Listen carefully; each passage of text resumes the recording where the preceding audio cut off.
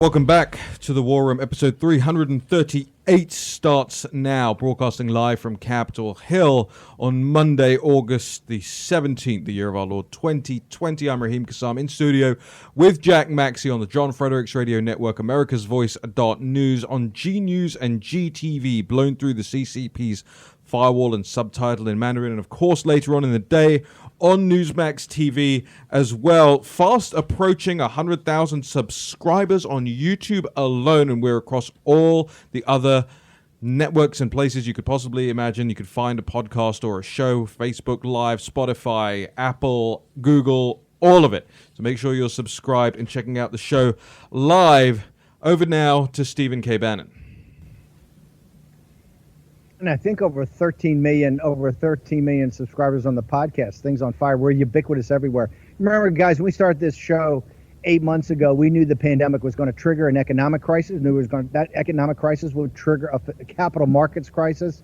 It's all come about exactly like we talked about. I mean, if you look last night in the news, Japan announced the biggest drop in its GDP since World War II. This whole huge story on Bloomberg about a group of hedge funds that are trying to short the U.S. dollar to break the U.S. dollar as the prime reserve currency.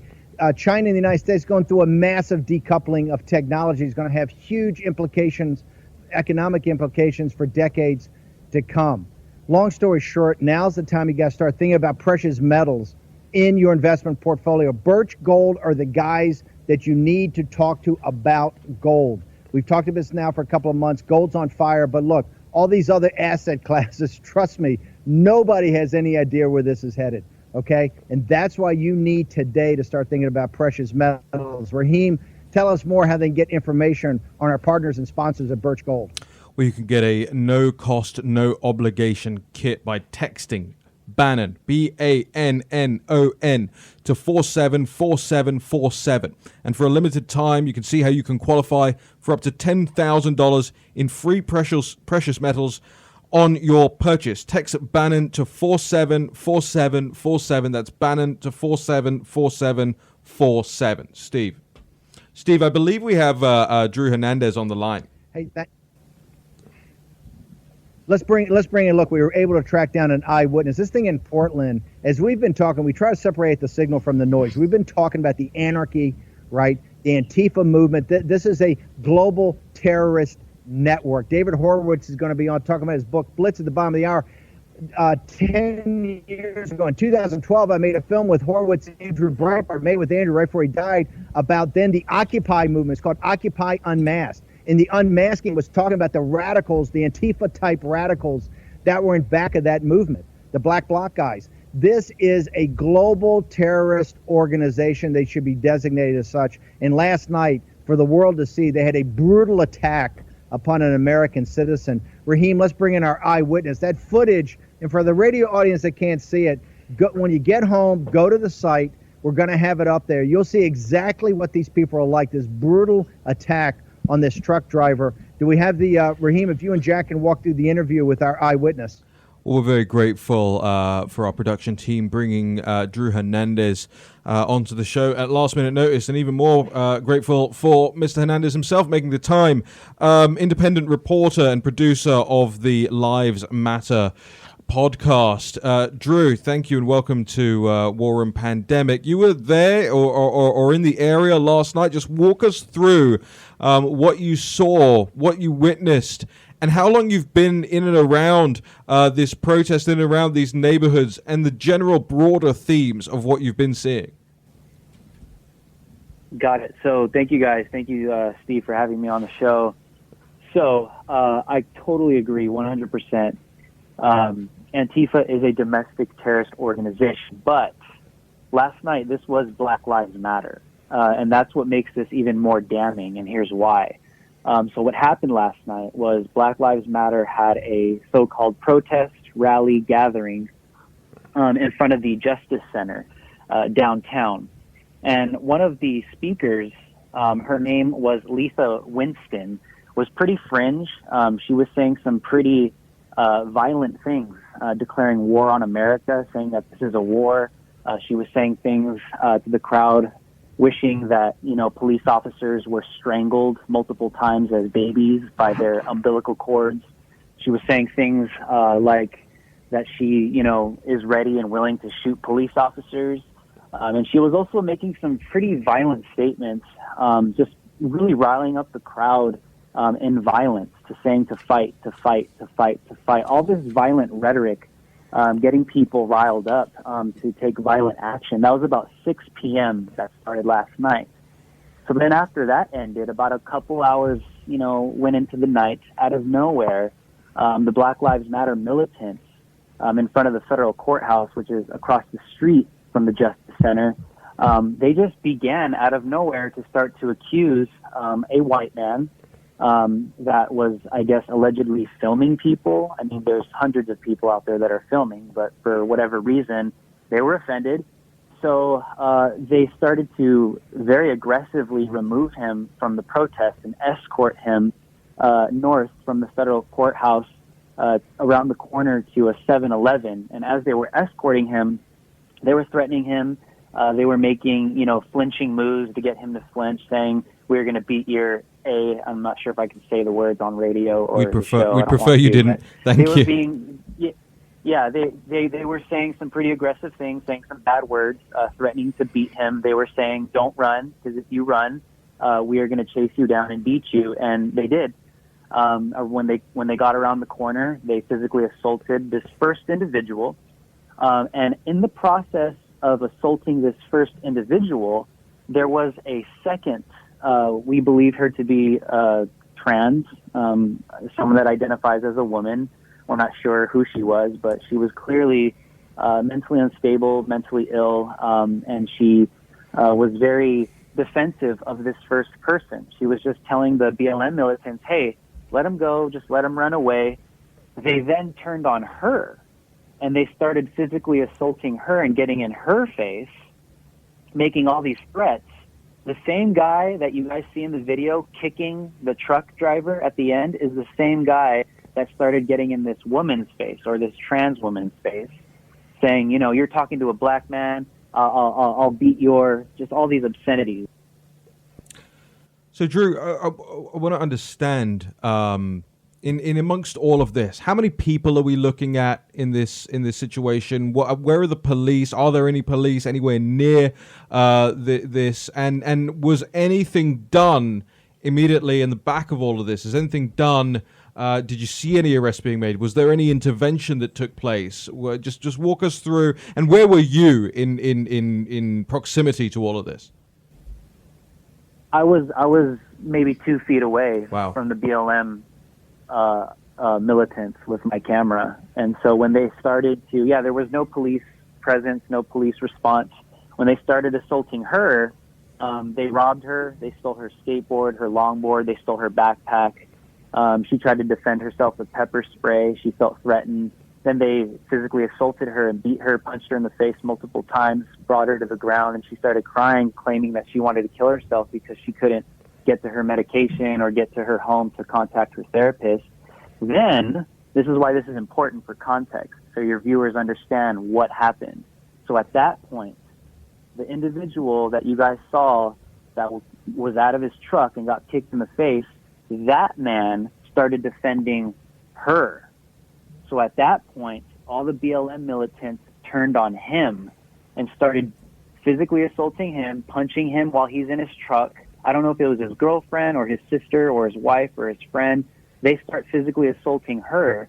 So he gets back in his truck and he was attempting to evade. Antifa is putting out lies right now on Twitter. They're trying to say that this guy's a white supremacist and he was trying to run over a bunch of black people. No, they were physically assaulting this man just for defending someone that they were already physically assulting.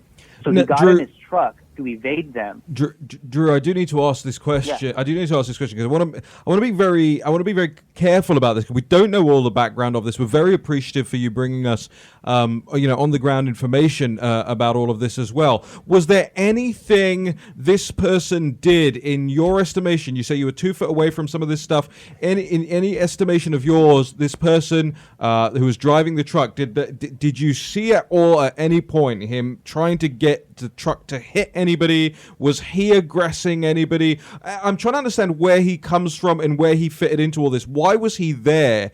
Did you manage to figure any of that out? They were just, one comment he made in the footage that I did capture was that they were just doing Uber Eats and just hanging out on the corner. Wow. And these militants just end up assaulting one person, leads to the next one, leads to the next one. Someone defends them, and it's just, that's Portland right now. I think the only aggression that came from him was in self-defense, I would say, because out of nowhere, they're just getting physically assaulted. When he got in his truck, to be honest with you, he probably could have ran someone over if he really wanted to, but he didn't.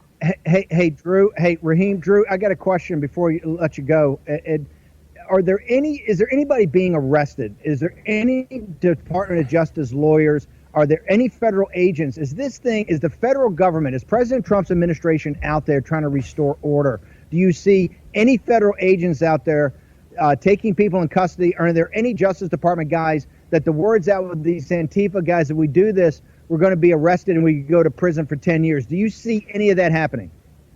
As of right now, no. Because when he crashed his car and he got out of his car and they just went to town on him, they threw him on the floor, they started punching him in the face, hitting him with a baton, and then ultimately it ended with the kick. That's what knocked him out for good. He's bleeding on the floor. That's when you see some of the clips that I got as well. I immediately called 911. And that was the only intervention. And I will say this, Steve. When I called 911, it took me about maybe 3 to 5 minutes to get through. And then they actually had to call me back because I was put on some kind of weird hold. Why? I don't know.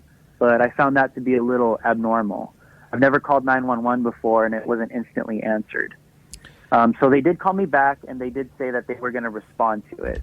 So they did respond to it within about maybe 3 minutes. But I do know some reports on the ground was that when EMS showed up and some police showed up, I think the police report that was put out by the PPD here in Portland was actually when they showed up, they were met with some resistance and violence from the protesters just trying to save this guy that they just literally knocked out in the middle of the street. But I haven't seen any federal, the police aren't intervening. It's just allowed to happen.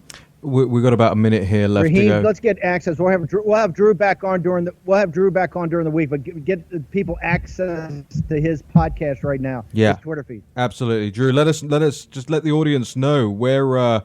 Number one, we've got about a minute left. I want to know: do we know the status of the victim at this point in time? And number two, just let us know your YouTube, your podcast, your Twitter, where people can find you.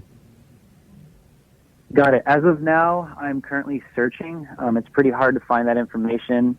I'm trying to figure out how he is because I'm extremely worried about someone like that. Yep. It's not a pretty sight to see. And second, you guys can find me on YouTube. Just type in Lives Matter Drew Hernandez. I'm extremely censored and deboosted. On Twitter, Lives Matter Show.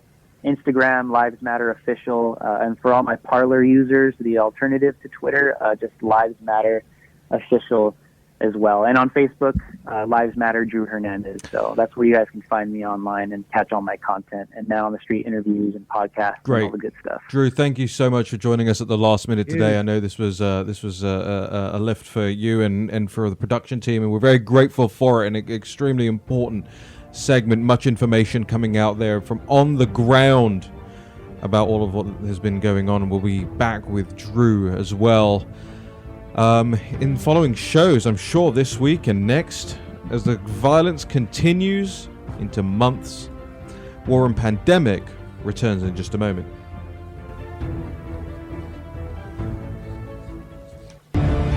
War Room Pandemic with Stephen K. Bannon. The epidemic is a demon, and we cannot let this demon hide. War Room Pandemic. Here's your host, Stephen K. Bannon. Well, 2020 has been a gut punch to American business. If you're going to succeed, you need every possible advantage. NetSuite by Oracle is a sponsor of this show. You can find out more by going to netsuite.com/Bannon. That's netsuite.com/Bannon. Welcome back to the War Room. We are one Stephen K. Bannon lighter now. So Jack Maxey, Raheem Kassam. We'll have David Horowitz on the program in just another segment. Senator Martha McSally will also join as well. So we've still got heavy hitters, and another heavy hitter joins us here. Darren, Beattie, conservative analyst, joins us now. Darren, thank you so much for joining us here on War Room Pandemic. Belarus is a word that we're hearing a lot about recently, and when all of this started kicking off in Belarus, I don't think, and look, I'm not a Belarus expert. I'd like to understand, because for me it looked a lot like another one of these color revolutions that we've seen so many State Department and European Union apparatchiks supporting. There now appears to be some analysts out there at Revolver.news, for instance, putting these pieces together. Darren, we thought we'd bring you on the show to talk about it. Darren, tell us what is going on in Belarus. Is the current president legitimate? Is he an ally? Is he representative? And if all is to be believed, this guy isn't going to be around for long, is he? Well, thank you for having me on. I would first like to anchor this discussion in your previous segment, which, by the way, the only thing more disgusting than the savagery of these Antifa paramilitary forces is the weakness and inability of any authorities, including federal authorities, to stop it. In my previous appearance on War Room, I pointed out that this joint Antifa Black Lives Matter paramilitary operation bore all of the hallmarks of these so-called color revolutions, namely precisely the types of activities and operations that are conducted through the State Department and its nexus of aligned NGOs in order to overthrow or undermine or question the legitimacy of a target government that they don't like. Here's where Belarus comes into play and is connected directly with Never Trump operations. This story that you mentioned in Revolver News, this sort of new Drudge report, is about a guy called George Kent. Now, George Kent was one of the star Never Trump impeachment witnesses. He testified on behalf of his friends Yovanovitch, who was fired on the basis of her testimony, the lovely Lieutenant Colonel Vindman, that whole group, he's part of that group, he testified with them. Unlike them, he was not fired. In fact, he was promoted, which is a scandal in its own right.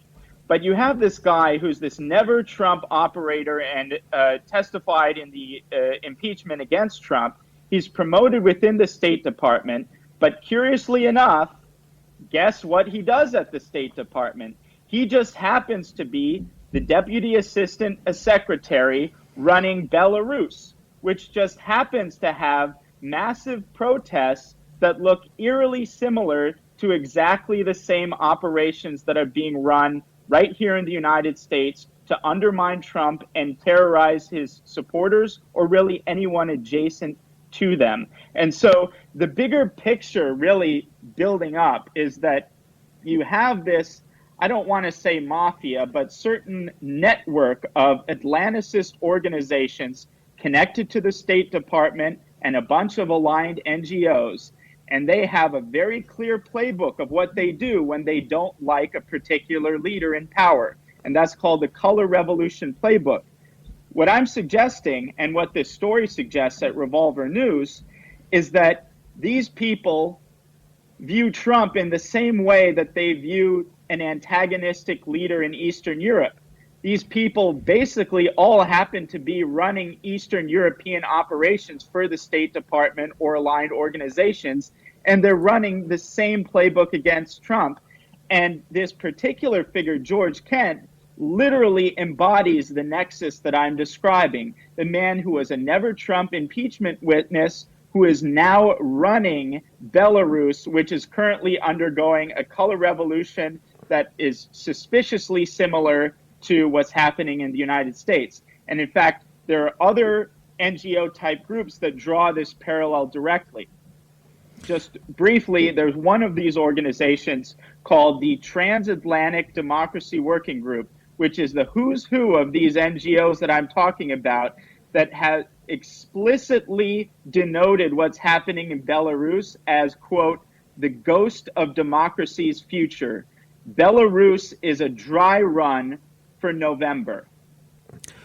Darren, the critics will say, but Lukashenko is an authoritarian dictator. The elections were not free. Election monitors have confirmed that. Protesters are on the streets, even at the president's own rallies. They're booing him, telling him to get off stage. And just over an hour ago, the stories broke on the wires that he says that he would rather die than hosting other elections in Belarus. But I guess what you're saying is, and correct me if I'm wrong, you're saying is, look, you got to park the concerns about who this person, how he runs this country is, because our concern is what Western partners, Western allies, Western funded apparatchiks, be they in the State Department, whether in the European Union, whether in Downing Street, what they're doing with their power. Am I getting that right? You are, and I don't mean by what I'm saying to necessarily support or to not support Lukashenko. That's really not the purpose of this. Right. And by the way, all the things that you described that they say about him, precisely the same things they do with Trump. So I just don't know. I do know that these Atlanticist groups don't like him. And my point is simply that they're running the same operation from the same playbook against Trump that they've used for decades now against leaders that they don't like in Eastern Europe. And that's a very important nexus to understand. It's not simply a similarity in tactics and strategy and playbook. It's literally the same people. As you saw in the impeachment hearings, Yovanovitch, Vindman, all of these people out of the State Department that have a revolving door through the NGOs, these are literally the same people who are color revolution experts. This is their craft. And in fact, the Revolver story that you mentioned at revolver.news actually mentions State Department sources who describe this George Kent figure as the color revolution expert. And one little interesting detail there, not only is he running Belarus now, but coincidentally enough, he was a deputy chief in Ukraine during arguably the most famous color revolution, the Orange Revolution, under the auspices of Victoria Nuland, who is a key player in color revolution operations and, of course, a key figure in the Never Trump movement as well. Darren, we've got about 3 minutes here, and I can tell you, I mean, I had exactly the same response when I went to Kiev during the Maidan protests. I was not in favor of Yanukovych. I was not opposed to Yanukovych. I went there trying to figure out what the bloody hell was going on, and we figured out what was going on. It was a grand playbook that was being put into place between the European Union, between the US State Department, and we've seen that all play out. We watched it all play out during the impeachment process. And right. what came to my mind, especially when Steve told me that you were going to be on this morning, and he sent me the link to that revolver.news story, and I read it, and what came to my mind was the exact same feelings about how we have to talk about this here. Because the second you say, hey, maybe we shouldn't be doing these things, maybe we shouldn't be supporting these things, and hey, what are the motives behind us committing public resources into doing these things in foreign countries? The media jumps on you and says, oh, well, you support the Belarusian authoritarian dictator. That's not what we're saying. What we're saying is, how is it in the national interest? How is it in the US national interest? Why is it in the national interest of anybody across the countries of Europe, anybody in the United Kingdom, to become involved in this? I want to get your thoughts on this, because there was a significant interest in Ukraine, and it wasn't the national interest. It was a political interest. It was a partisan interest. They wanted Ukraine. The people in the European Union, the people in the foreign policy establishment in London, and the people in the foreign policy establishment in Washington, D.C. wanted to have Ukraine as part of the NATO sphere of influence in order that they could launder their foreign policy. And that could mean money, that could mean transactions, that could mean proxy wars, that could mean cyber and digital attacks. Am I on the right lines here, Darren?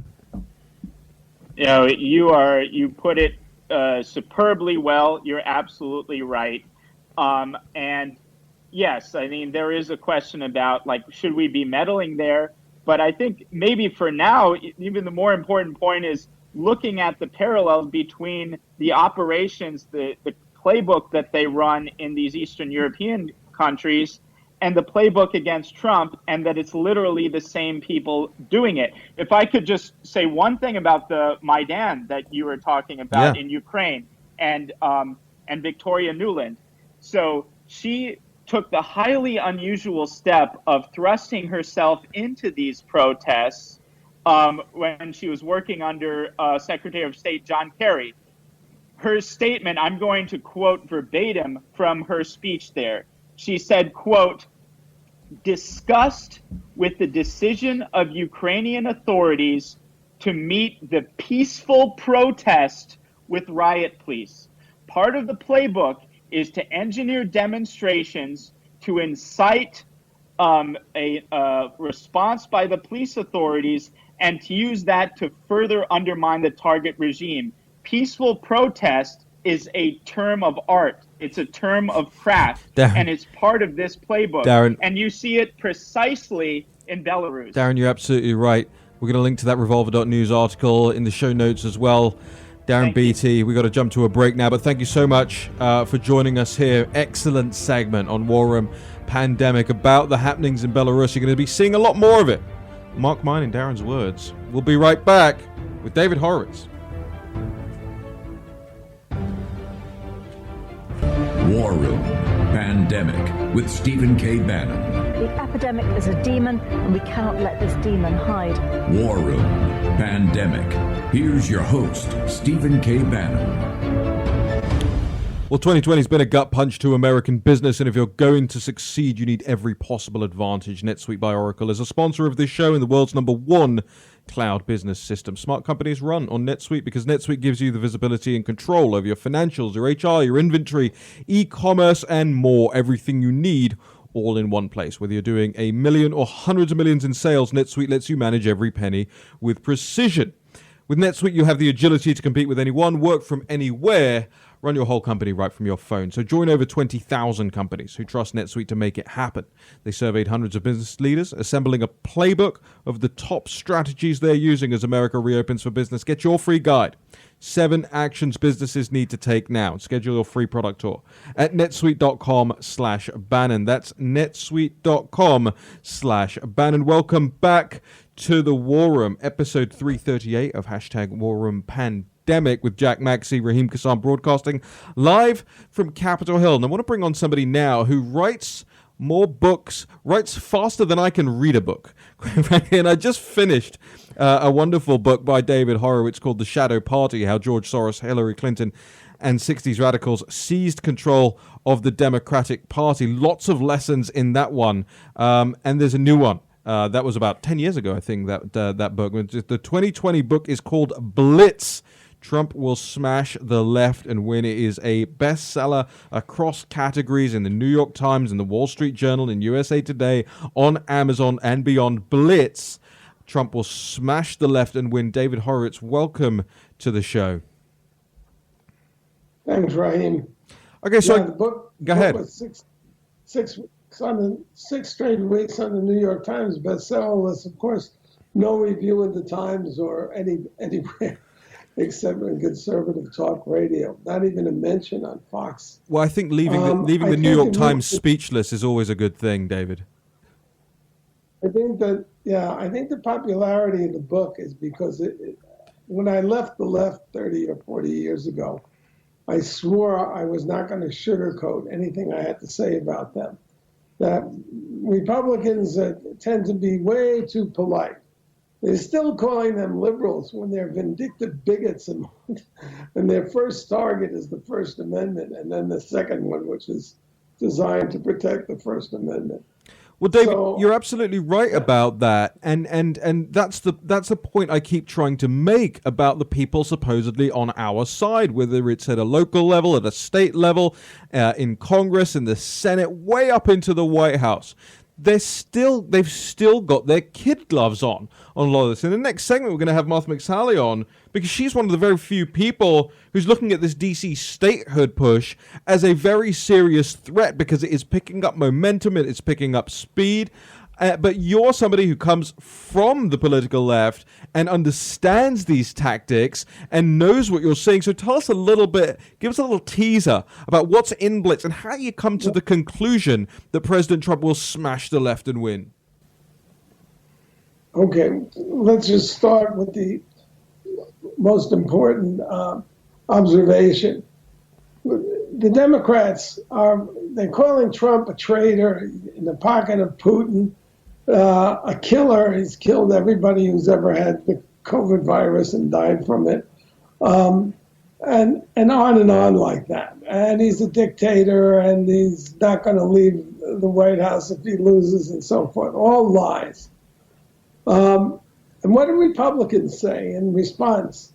I hear Kevin McCarthy, the Democrats are playing politics. They're not playing, and it's not politics. What it is, they call them peaceful protests. Blowing up a city is not a peaceful protest. What they're doing is they're fighting a war. The Democrats have declared war on the Republican Party, which means they've also declared war on the Constitution, because we have a constitutional system which is designed to produce compromise and cooperation and to tamp down these factional hatreds which the Democrats are so good at stoking. So I long for the day when Republicans just return the fire with fire. And the key to this, in my view, is to recognize that and this is how my book Blitz begins, to recognize the Democrat Party as a racist party, and racism is their chief weapon. How did Trump get to be called a white supremacist? For 30 years, he was a very famous public figure. Everybody in the country knew who Donald Trump was. Nobody would describe it. He wasn't Donald Trump, the white supremacist.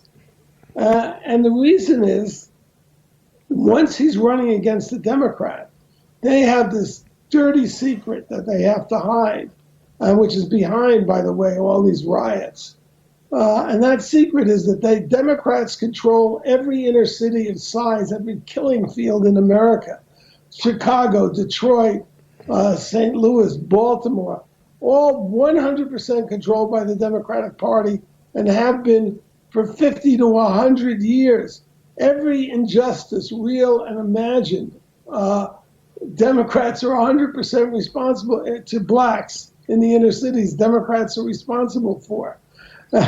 And that's why all these cities that are erupting, if the police, and of course they're lying about the police, there is no systemic racism, there's no rampant police brutality or anything like that.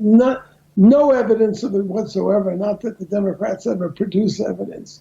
But the reason that they can get away with that is because Republicans are shy about mentioning it. And if they ever do, like Trump, recall during the campaign, he said to the black community, vote for me, what do you got to lose? You have no jobs, you've got off the charts crime, you've got rampant poverty. The Democrats don't give a damn about you except as a vote. They don't care about you as people. And how do the Democrats counter that? By calling Trump a white supremacist, white nationalist, racist.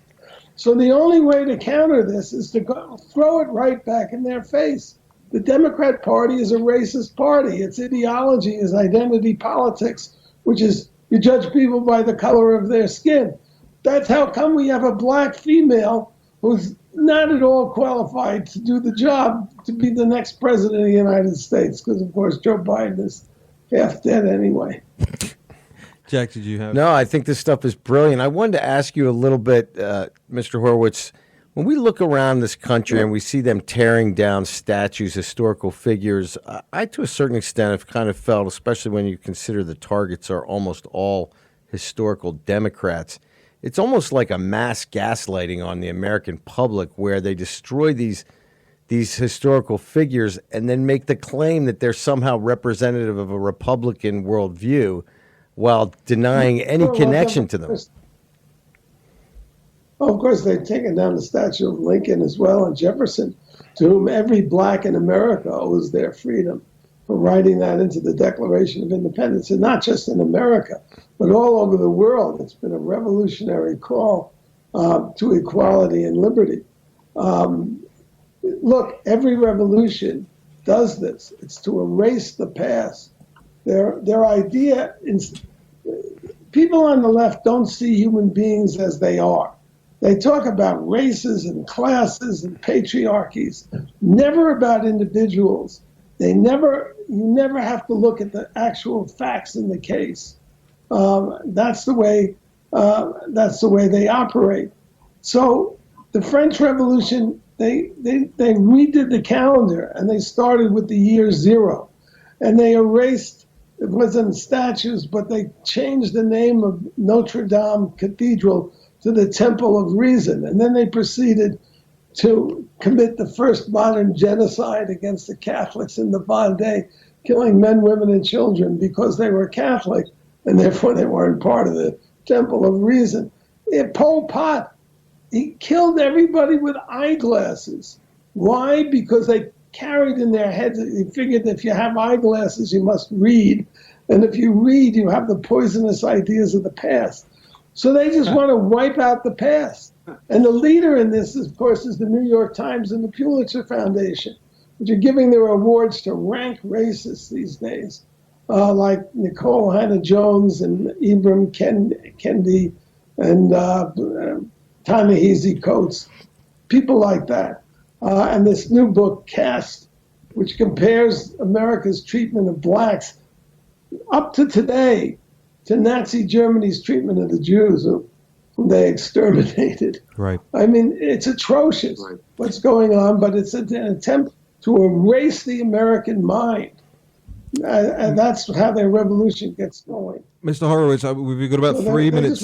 We've got about 3 minutes left here, and I want to make sure we get your thoughts on the convention that begins today. But the book for the audience is Blitz. Trump Will Smash the Left and Win.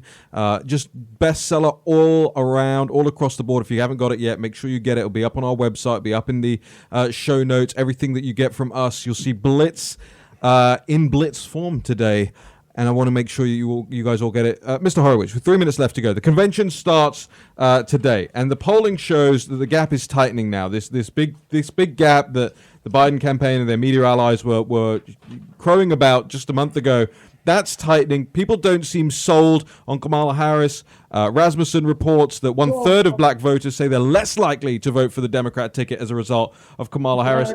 So what can you tell us about the convention? Well, I'm going to tell you about why Trump will smash the left and win in November. First of all, these are all fake. They're national polls usually. They load them. They decrease the Republicans. The Republicans are on record as saying they don't want to talk to pollsters. They don't want to let people know what they think because these people are vindictive bigots. These liberals, so-called. And they will destroy your career and your family and your life, basically, if you have the wrong opinions by their account. So people aren't saying the truth. But the bottom line is this. The first thing and the last, really, that people want from their government is safety, security. That you want borders that keep viruses out. Mexico is rife with the COVID pandemic. If you want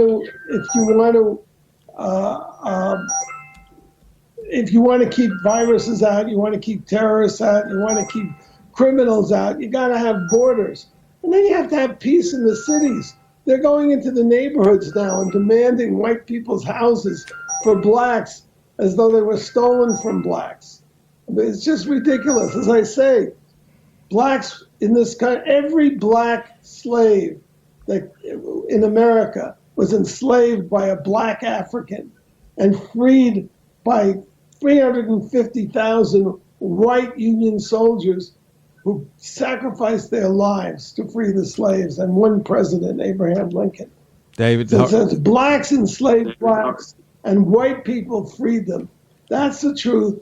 I would be called a racist from one end of the country to another for saying it, but it's the gospel. Yeah, absolutely. And we covered the same thing with Robert Baden-Powell on this show as well, with what was happening with the Ashanti tribe selling slaves and the kente cloth that Nancy Pelosi wanted to wear. David, we're at the end of this segment here. Just tell our audience where they can find out more from you, please. The URL or your social media.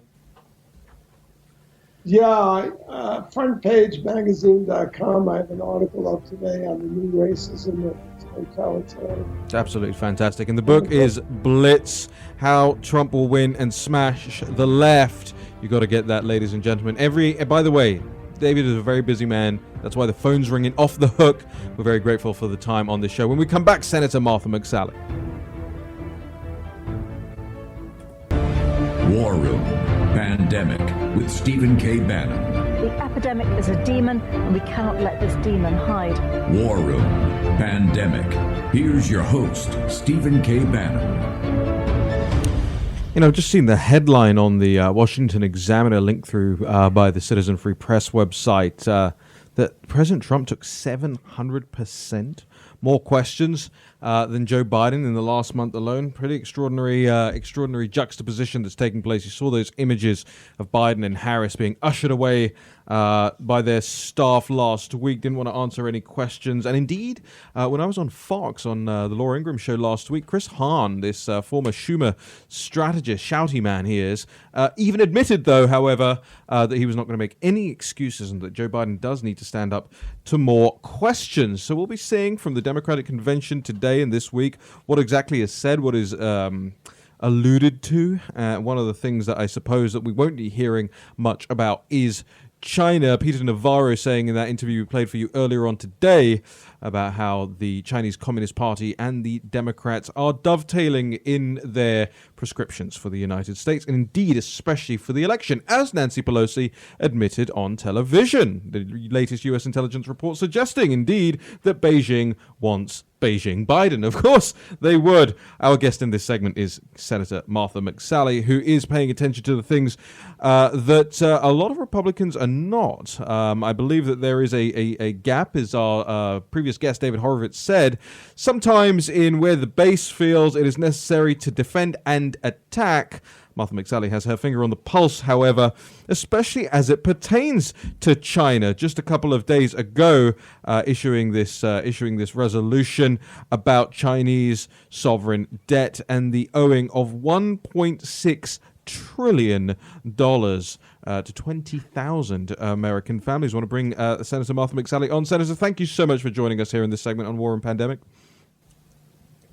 Good morning, Raheem. Thanks for having me on. So explain this to us, because I'm not from this country. I'm from the United Kingdom, and I was born just as Margaret Thatcher was in the tail end of her premiership over there. And I suspect, as far as my recollection is concerned at least, that Margaret Thatcher managed to finagle the money back from the Chinese. So what's happening? Why are American families still waiting? And what is the bill, what is the resolution that you're suggesting here?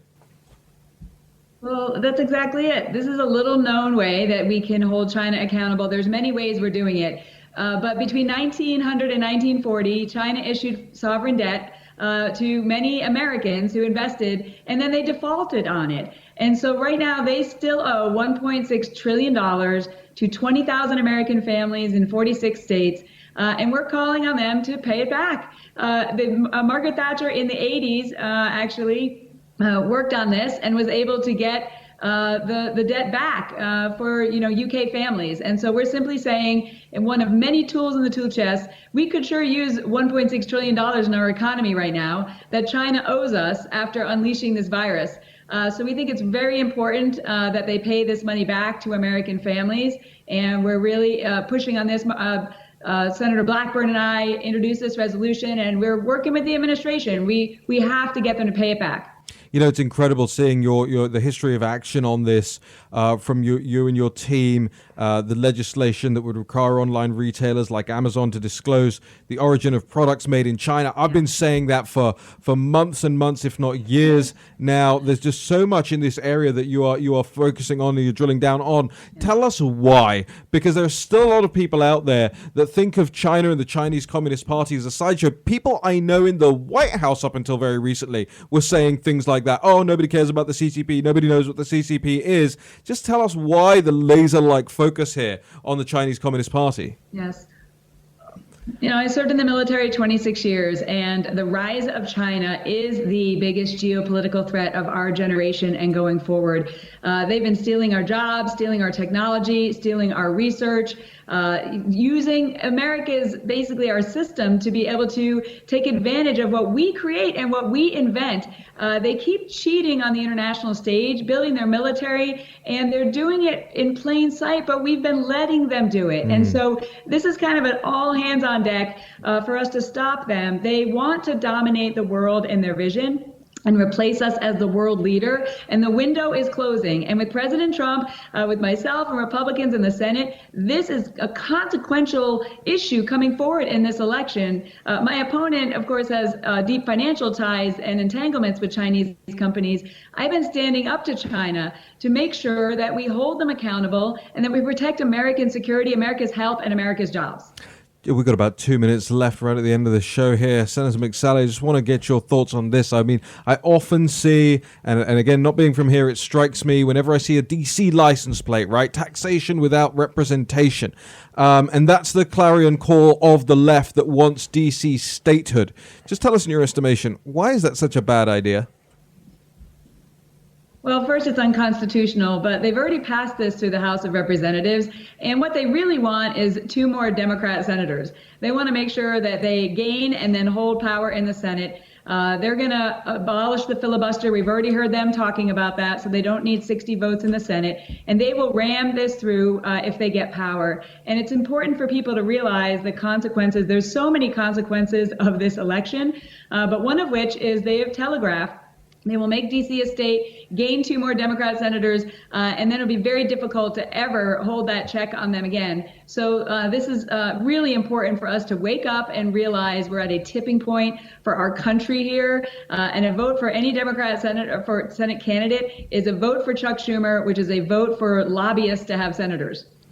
Hey, Senator McSally, I have a quick question off topic. A-10 Warthog. Great aircraft. You've been defending this thing for years, and it's going to stay in our arsenal. Can you tell us what we can see coming forward? It's going to stay around. We're going to re-engine this thing. What's happening? I flew the A-10 Warthog. I got my necklace on. I got an A-10 back here. You see it on my counter. Oh, yeah. I've got 325 combat hours in the A-10. And when I first came to Congress, they were going to get rid of it. I stopped that from happening. I've been working with President Trump. We're rebuilding the wings, and the A-10 will be in the inventory for a very long time to protect American troops on the ground. I'm so proud of what we've been able to do with the A-10. And when Americans are in harm's way, and often very complex circumstances with the enemy close, I commanded an A-10 squadron, so I know this firsthand. We deliver firepower so they get back to their families. So we need this aircraft in order to keep Americans alive, and I've been leading the effort to save it. Amazing. And Senator, the URL to find out more about you, to support your campaign, is McSallyforSenate.com? You got it. I'm standing in the way and making sure Chuck Schumer's not in charge. We got 78 days to save the country. We're very grateful for it. And thank you so much for joining us here, Senator McSally. McSallyforSenate.com. Ladies and gentlemen, make sure you're going and texting Bannon to 474747 to get in touch with our sponsors, Birch Gold. We'll see you tomorrow.